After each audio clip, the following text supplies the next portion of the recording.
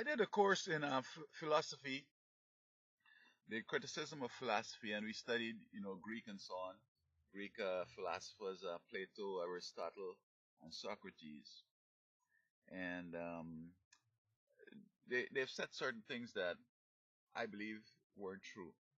And probably this is why Greece is so kind of, you know, not important today because they've lied so much and the culture was based on so much of frivolous, um, you know, um, fantasy that no wonder they couldn't have survived robustly like probably Greece. I mean, as probably Italy or Rome and the Germans. Now, it is said that um, of the three philosophers, uh, Plato, his teacher was Socrates, and Plato had a student named Aristotle. Now, it says that these three individuals were instrumental in starting Western philosophy and Western higher learning, institution of higher learning. But how it is told that they started higher learning, but what I've seen as I looked at it now is that Western, because you see, they give the impression as if modern things started in Europe, started with the Greeks, then the Romans, and so on, law and philosophy and all this kind of stuff. And you wonder what they were talking about, but they're not being honest. They're making it appear as though, period, the Greeks started academies, but it says in the West. And a lot of times the news is presented. They always like to say the first time, even if it's just a week, ago, the first time in this month, or the first time today, when it happened several times before.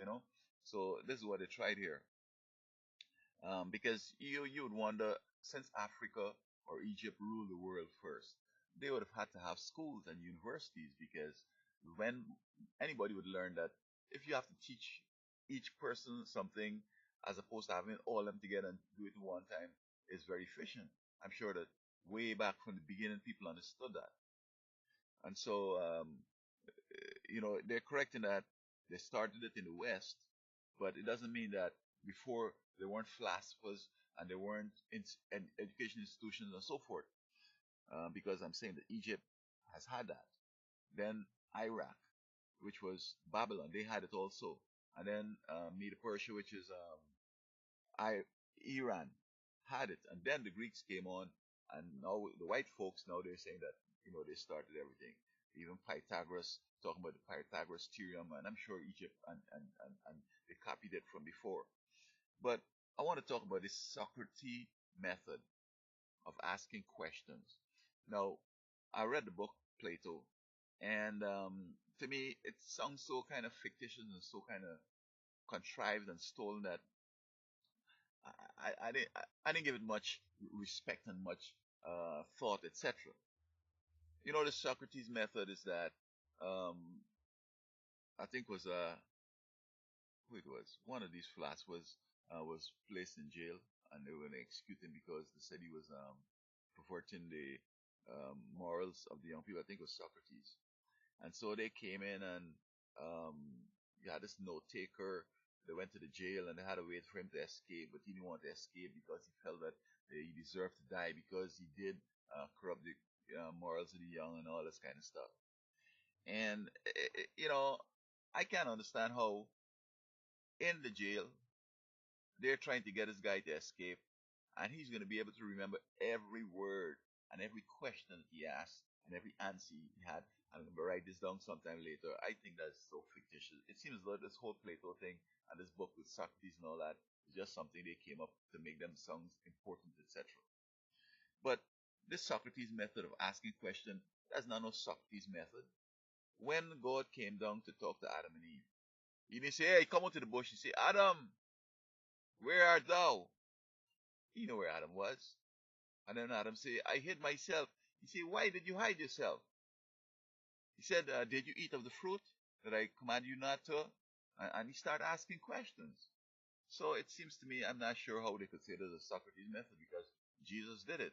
And as you read the Bible, you will see that it was done several other times by different people and so on. But suddenly, it's the Socrates method. and everybody better ask questions and so on. And I mean, it's the same thing you do in law. You know the answer, but you ask the question so you can impeach the guy, right?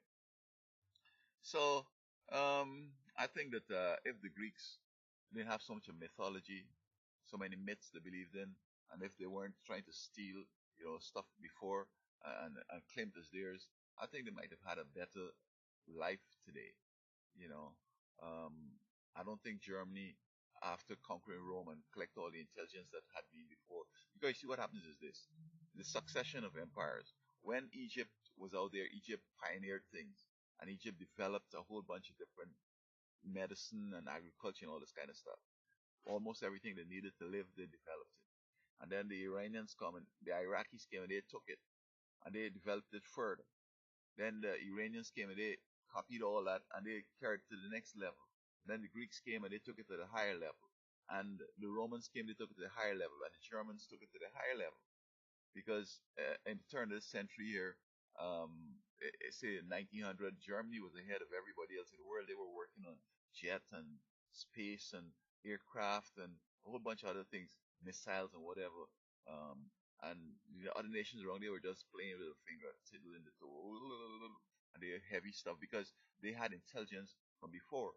So in the Second and First World War, them fellas grabbed some of the scientists and all that stuff, and so a lot of this intelligence spread around the world. So the Greeks, they weren't honest. The Germans, I never heard them saying that they were the beginning of whatever, but the Greeks were saying that we're the first philosophers and we developed the first academies. Although it's albeit now they're saying in the West, but when you listen to white folks, they're saying that first period, you know, and so I think the Greeks have made a contribution. Even law, you had God give the law among Sinai. You had Moses who gave the law and wrote it in the book, etc. You know what I mean? So the Greeks and the Romans also trying to make it appear as though they started law, they started philosophy, but these things the Jews and God had this going long before them.